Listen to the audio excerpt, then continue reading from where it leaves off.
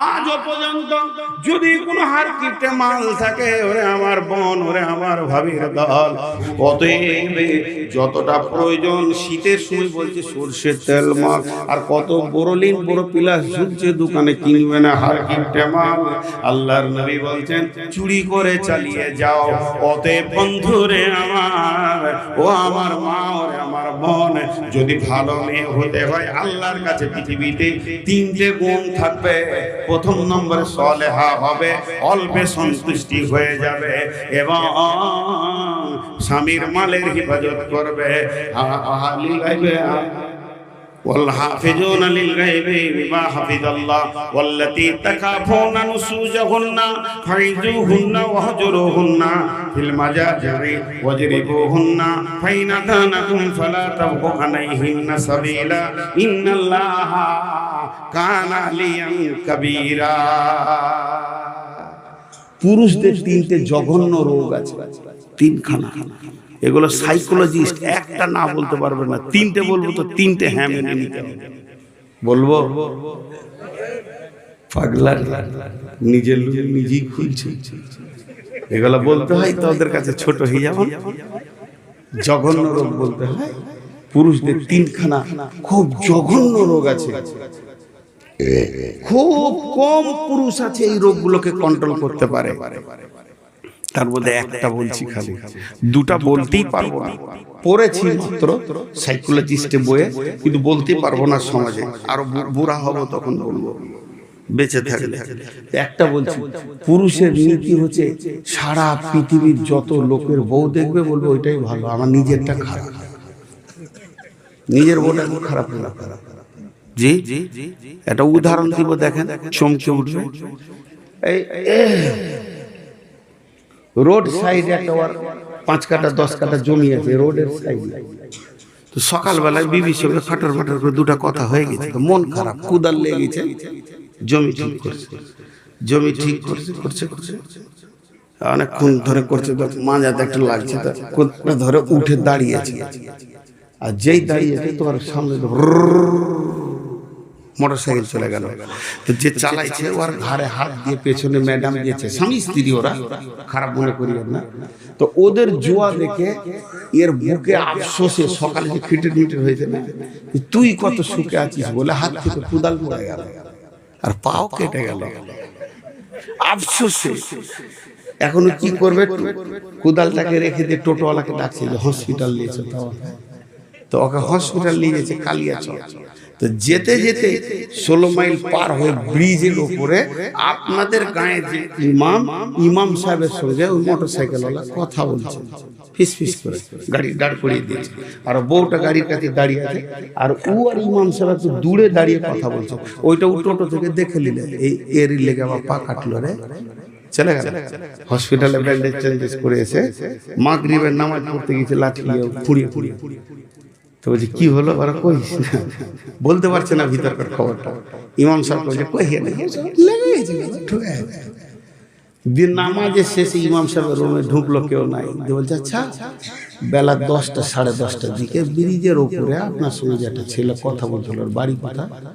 ইমাম সাহেব বলছে আমাদের বাড়ি পাশেই মহলদার পাড়া, ওর বিয়ে হয়েছে এইদিকে বাল্লালপুর। তো এইদিকে যে ছিল আমার সঙ্গে দেখা হলো, এখানে গল্প করলে। ও কি গল্প করলে? ওই যে মৌলভী সাহেব বলিয়েন না, কোনো দোয়া আছে কি, বউটা সালা জ্বালিয়ে দিলে। তখনই ওই যে মাথা কোটা ঠুকবো রে, ওদের সুখ দেখে সালা আমার পা কেটেছে, আর ওই জ্বালাতে আছে। জি ভাই, ওই জন্য বললাম যে সমস্ত বিবি একই, এটা পুরুষের ধারণা খারাপ যে ওর বিবিটা ভালো আমারটা খারাপ, এগুলা ক্লিয়ার করে নেন। আল্লাহ বলছেন একটা কাজ কর, যখন তুই দেখবি তোর বিবি অসঙ্গত চলছে, কথা বলছে কম, বুঝছে কম, তাহলে কি কর, নুসুজাহুন্না, তাকে সুন্দর সুন্দর করে ওয়াজ নসিহত কর, হাদিস কোরআনের কথা শোনা, দেখবি মিজাজটা ফিরে আসবে।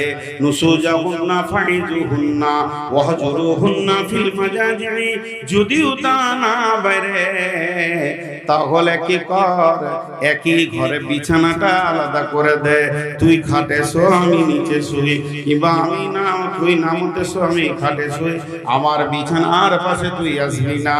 তখন সে বুঝে নেবে আমি এতই কলঙ্কিনী স্বামীর কাছ থেকে সরে গেছি, না জানি অন্য বউ ঢুকে যাবে নাকি।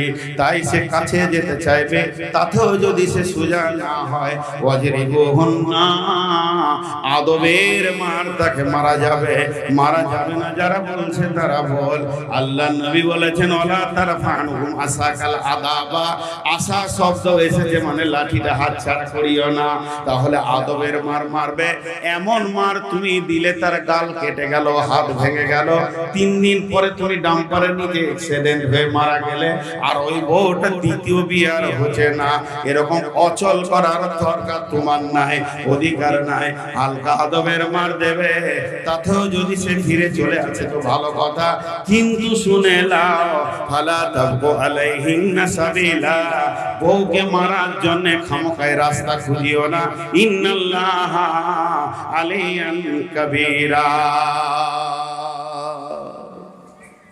কত সুন্দর আয়াত আল্লাহ তাবারক ওয়া তাআলা বলেছেন। এর বিস্তারিত তাফসীর আপনাদেরকে হালকা হালকা করে দিলাম। আরো অনেক আয়াত আছে, একটা আয়াত পড়েছি হুন্না লিবাসুল লাকুম ওয়া আনতুম লিবাসুল লাহুন্না, এর 4খানা তরজমা আছে। একটা আয়াতকে এরকম 4 বার পাল্টিয়ে পাল্টিয়ে দেখবেন তো 4 রকম দেখা যাবে। আল্লাহ তাবারক ওয়া তাআলা বলেছেন, ওই আয়াত তরজমা করে আজকের মতো সমাপনী দিব। আমি খুব কষ্ট পাচ্ছি, আমি অসুস্থ ভাই, আমার জন্য দোয়া করবেন। দেখেন পানি পিয়াসের জন্য খাচ্ছি না, তো আল্লাহ বলছেন লিবাস, আমার বিবি আমার লিবাস, আমি আমার বিবির লিবাস। লিবাস মানে পোশাক। বিবিকে পোশাক বলেছে স্বামী, স্বামীকে বিবির পোশাক বলেছে। কেন? 1 নম্বর কারণ, আমি পোশাক পরে আছি বলি সমাজে বসতে পেরেছি, আমার বিবির গায়ে পোশাক আছে বলি সে সমাজে যেতে পারছে। যদি পোশাক খুলে দেওয়া হয় তো মেয়ে হলেও সে মেয়েদের সমাজে যেতে পারবে না, আমি পুরুষ হলেও পুরুষের সমাজে থাকতে পারবো না। তাহলে আমাকে সমাজে ঢেকে রেখেছে কে? আমার বিবি। এগুলো হলো আমার বিবি।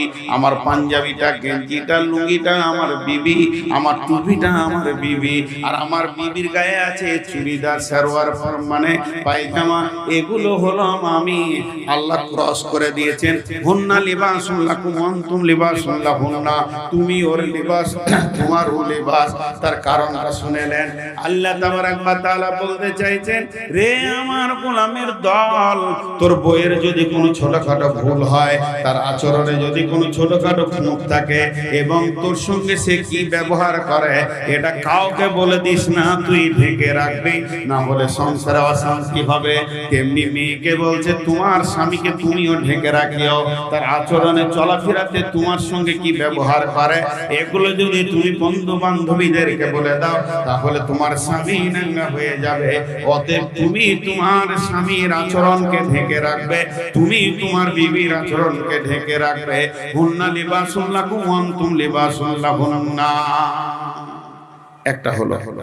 নাম্বার 2, পোশাক কি করে? মানুষের সৌন্দর্য বাড়ায়।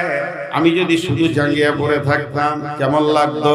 লুঙ্গি পরলাম একটু মানে সৌন্দর্য বাড়লো, পাঞ্জাবি পরলাম আর একটু বাড়লো, আবার গেঞ্জি পরলাম আর একটু বাড়লো, টুপি পরলাম আর একটু বাড়লো, চশমা পরবো আর একটু বাড়বে। তেমনি একটা মেয়ে খালি গায়ে থাকা, একটা পায়জামা পরবে, একটু ইজ্জত বাড়বে, সৌন্দর্য বাড়বে। এরপরে জামা পরবে, বোরখা পরবে, তার আস্তে আস্তে সৌন্দর্য বাড়বে। তার মানে আমার সৌন্দর্য আমার বিবি বাড়াচ্ছে, আমি আমার বিবি সৌন্দর্য বাড়াচ্ছি। যদি কোনো অনুষ্ঠানে আমি আমার বিবিকে নিয়ে যাই, সেখানে যেমন আমার বুকটা ভরে যাবে। আমার শ্বশুর বাড়ির অনুষ্ঠানে যদি আমি তার সঙ্গে যাই, তারও ইজ্জত বাড়বে। এর জন্য আমার আল্লাহ বলেছেন হুন্না লিবাসুল লাকুম ওয়া আনতুম লিবাসুল লাহুন্না। নাম্বার 3, পোশাককে মানুষ কি করে সব সময় ময়লাকে সাফ করে ঝেড়ে রাখে। খেতে বসেছেন, একটু নোংরা লেগে গেছে, ভাই একটু সার দেন, সাবান দেন, কারণ পোশাক ময়লা হোক এটা পৃথিবীর কেউ চাই না। তো আল্লাহ তাবারক ওয়া তাআলা বলছেন, তুই তোর বিবিকে ঝরঝরে পরিষ্কার পরিচ্ছন্ন করে রাখবি, তার যেগুলো প্রয়োজন দিবি। তুই যখন গোসল করতে যাস রে আমার গোলাম, তখন তোর পিঠটাকে যেমন তোর বিবি সাবান দিয়ে দেয়, তোর বিবি গোসল করলে তুইও সাবানটা দিয়ে দেবে। হুন্না লিবাসুন লাকুম ওয়া আনতুম লিবাসুন লাহুন্না। 4 নম্বর তাফসীর হচ্ছে, পৃথিবীর বুকে মানুষ সবকিছু ভুলে যায় কিন্তু পোশাক ভুলে না। মোবাইল টানতে ভুলে গেছে, চশমা টানতে ভুলে গেছে, যে হাট চলে গেছে। কেউ বলছে চাচা কাগজটা পড়েন, তো বলে বাপ চশমা আনতে ভুলে গেছি। চাচা একবার কথা বলবো, ফোনটা দেন তো, রে বাপ আনতে ভুলে গেছি। চার্জার ভুলে যায়, কলম ভুলে যায়, ডায়েরি ভুলে যায়। ভুলতে ভুলতে কিছু কিছু জিনিস মানুষ ভুলে, কিন্তু এমন কোন লোক দেখেছেন কি লুঙ্গি না পরে হাটে হেঁটে চলে গেছে? কারণ পোশাককে সে কখনো ভুলে না, পোশাক পরে তারপরে বের হয়। অতএব আমার আল্লাহ বলছেন, গোলাম রে তুই তোর বিবিকে সবসময় কাছে কাছে রাখবি। পোশাক যেমন তোর গায়ে লেগে থাকে, বিবি যেন তোর হৃদয়ে মনে গায়ে লেগে থাকবে। আর বিবিকে বলছে তুমিও স্বামীকে কাছে কাছে রাখবে, হৃদয়ে রাখবে, মহব্বতে রাখবে। হুন্না লিবাসুন লাকুম ওয়া আনতুম লিবাসুন লাহুন্না।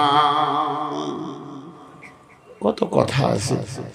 যাই হোক, এখন আপনাদের কাছে যতটি লোক বসে আছেন, আলহামদুলিল্লাহ আপনাদের বসে থাকা আমাকে অনেক আনন্দ দিয়েছে। যে একটাও মানুষ হিলছেন না, নড়ছেন না, মা বোনেরাও বসে আছে। তো আমি শেষবারের মতো 3 মিনিট আর আপনাদের সামনে রয়েছি।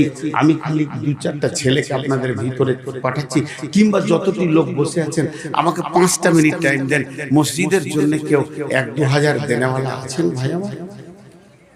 কিন্তু উঠবেন না 5 মিনিট। 1000 এখানেও একজন দিয়ে গেল মনে হয় 1-2 হাজার, 1500, এটা 1500। আর কেউ আছেন ভাই? উঠিয়েন না। কিন্তু আমি এই অসুস্থ অবস্থাতে এতটা যখন টাইম দিয়েছি, আমিও হক রাখি আপনারা আমাকে 5টা মিনিট দেবেন।